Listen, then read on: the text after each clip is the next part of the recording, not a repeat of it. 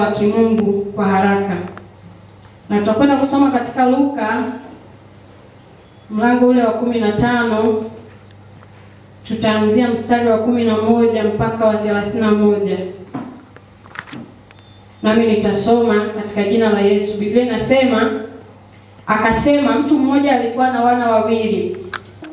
Nitaondoka, nitakwenda kwa baba yangu na kumwambia, Baba, nimekosa juu ya mbingu na mbele yako. Sistahili kuitwa mwana wako tena. Nifanye kama mmoja wa watumishi wako. Akaondoka akaenda kwa babaye. Alipokuwa angali mbali, baba yake alimuona, akamwonea huruma. Akaenda mbio, akamwangukia shingoni, akambusu sana. Yule mwana akamwambia, Baba, nimekosa juu ya mbingu na mbele yako. Sistahili kuitwa mwana wako tena.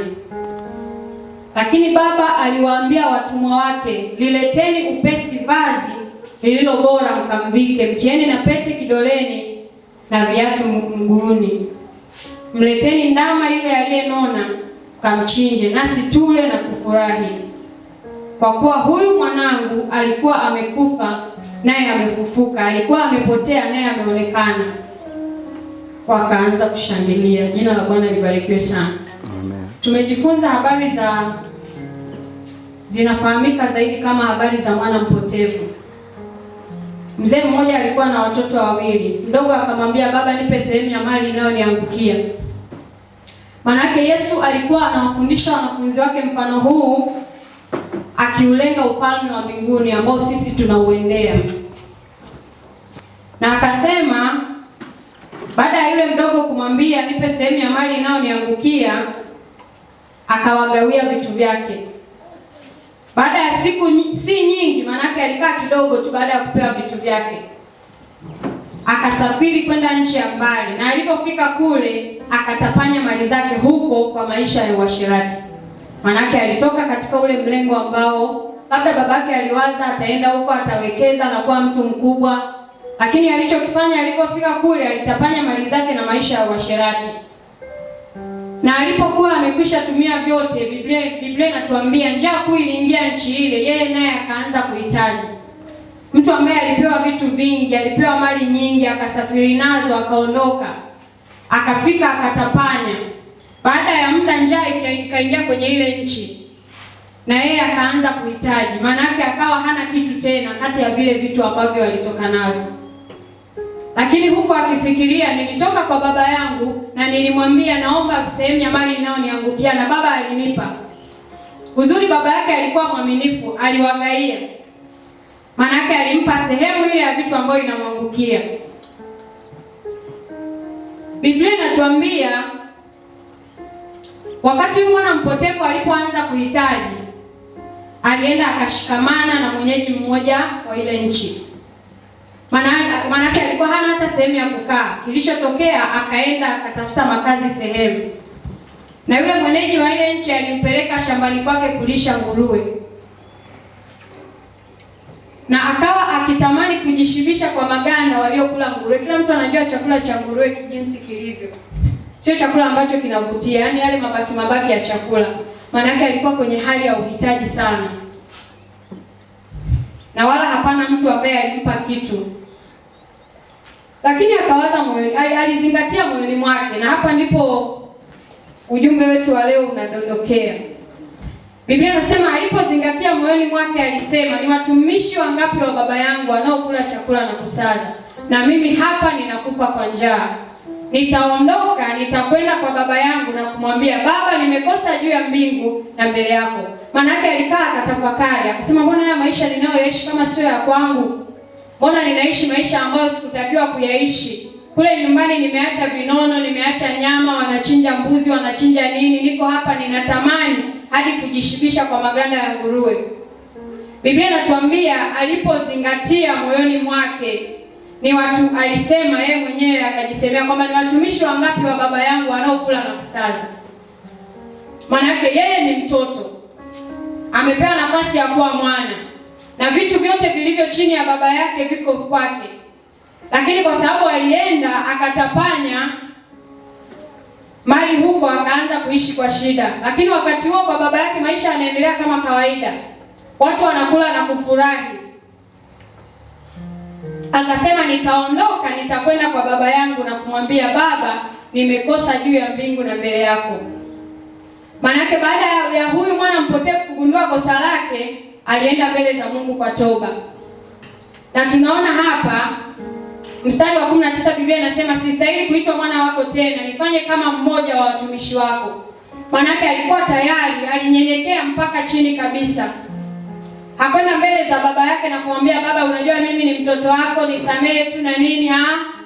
Alimwambia, sistahili kuitwa mwana wako tena, nifanye kama mmoja wa watumishi wako. Lakini kinachotokea, alipoondoka akaenda kwa babaye, Biblia inatuambia alipokuwa angali mbali, baba yake alimuona, na baada ya babaye kumuona, alifurahia kumuona mtoto wake amerudi. Ndivyo ilivyo hata katika maisha ya kiroho. Unaweza ukafikia sehemu ukahitaji nguvu za Mungu, ukahitaji mpenyo, ukahitaji Mungu aingilie kati kwenye mambo ambayo unayapitia kwenye maisha yako. Unaweza tu ukaangalia, katika hii hali ninayoipitia, ni mimi nimesababisha, ni Mungu ananijaribu, au ni shetani amesababisha? Maanake kama ni wewe umesababisha, unaenda mbele za Mungu kwa toba haraka, kwa sababu toba inafungua mlango wa kumfikia Mungu, na hapo ndipo utapata msaada wa kimungu. Jina la Bwana libarikiwe sana. Twende tusome katika Yakobo 5 mstari wa 16.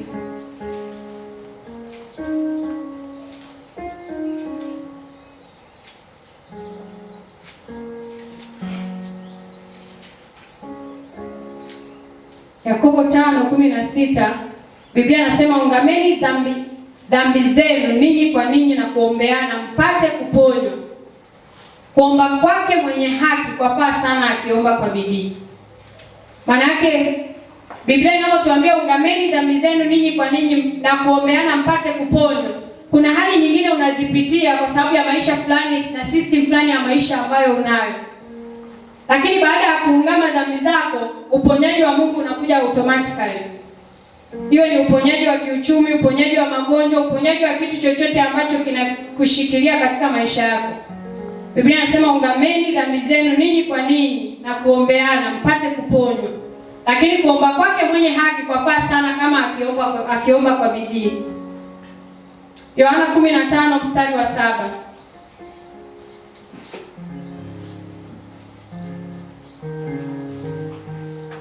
Yohana 15 mstari wa 7, Biblia inasema, ninyi mkikaa ndani yangu na maneno yangu yakikaa ndani yenu, ombeni mtakalo lote nanyi mtatendewa. Maanake ukishakuwa kwenye alignment, ukishakuwa umekaa sawa na Mungu, ukiomba lolote kwa jina lake utapewa. Lakini ukienda mbele za Mungu kuomba chochote, hata kama uombe kwa bidii namna gani, lakini ukiwa haujaziungama dhambi zako, haujafanya toba mbele za Mungu, hauwezi kupata. Maanake tayari yale maisha yako yatakuwa yanasimama mbele zako. Wakati mwingine unaweza ukawa unasema, mimi sijafanya dhambi yoyote.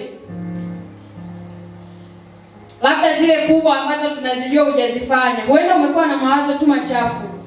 Umemwazia tu rafiki yako mabaya. Umemwonea hasira nduguyo. Katika Agano Jipya kumwonea hasira nduguyo ni kama kumuua tu. Maanake tayari unakuwa umefanya dhambi. Kwa sisi muda wote inabidi kuishi maisha ya kujitakasa. Kama unataka msaada wa kimungu kwa haraka kwenye maisha yako, lazima uzoee maisha ya toba. Kila muda kwenda mbele za Mungu kwa ajili ya kumlingana, ili aweze kukusamehe kwa zile dhambi ambazo unazijua na zile ambazo hauzijui. Jina la Bwana libarikiwe sana. Amen. Basi baada ya utangulizo huo, tutaenda kwenye prayer points za leo. Na prayer point ya kwanza tutaomba kwa habari ya toba na utakaso. Twende tusome katika Yohana 1:8 mpaka 10. Tutaomba kwa habari ya toba na utakaso. Na hii tutaomba kwa mtu binafsi, lakini pia tutaombea kanisa zima. Tutaomba toba kwa ajili ya kanisa. Wakati mwingine kuna dhambi za mtu mmoja mmoja, lakini kuna dhambi za kanisa zima. Kuna dhambi za mkoa mzima huu wa Bariadi. Kuna dhambi za nchi. Wakati mwingine mkuu wa nchi anapokosea, wote tunaonekana tumekosa. Lakini twende mbele za Mungu tukaombe toba na utakaso. Kwenye Biblia ukisoma habari za Daudi, Daudi anajulikana kama mtu ambaye aliupendeza moyo wa Mungu. Lakini pia ukifuatilia sana, Daudi ni mtu ambaye ameshafanya dhambi zote ambazo unazijua. Ameshawahi kuua, amefanya uzinzi, amefanya nini? Amefanya mauaji makubwa sana, mpaka wakati anataka kumjengea Mungu nyumba, Mungu akamwambia hautanijengea wewe nyumba kwa sababu mikono yako imejaa damu. Lakini Biblia inatuambia, Mungu anasema Daudi ni a man after God's own heart. Manake ni mtu aliyeupendeza moyo wa Mungu. Kwa sababu gani? Kila muda Daudi alikuwa mbele za Mungu kwa toba. Akiona tu kama amefanya dhambi, amekosea, anaenda mbele za Mungu, nirehemu mimi, nitakase. Ukisoma Zaburi ya 51, yote inaongelea toba ya Daudi. Alikaa chini akajifikiria, akaona hafai mbele za Mungu, na akaanza kuteremsha hii mistari ambayo tunaisoma kwenye Zaburi ya 51 yote. Anamwambia Mungu, wala Roho wako Mtakatifu usiniondolee. Na ndio maana Biblia inamtazama Daudi kama mtu aliyeupendeza moyo wa Mungu. Kwa sababu kuomba toba na utakaso mbele za Mungu ni kujinyenyekeza na kuona kwamba wewe ubinadamu wako ule ulioko ndani yako hauwezi kusimama mbele ya utakatifu wa Mungu. Manake kamwe sisi hatuwezi kuwa watakatifu mbele za Mungu. Lakini Biblia inasema tukiziungama dhambi zetu, yeye ni mwaminifu na wa haki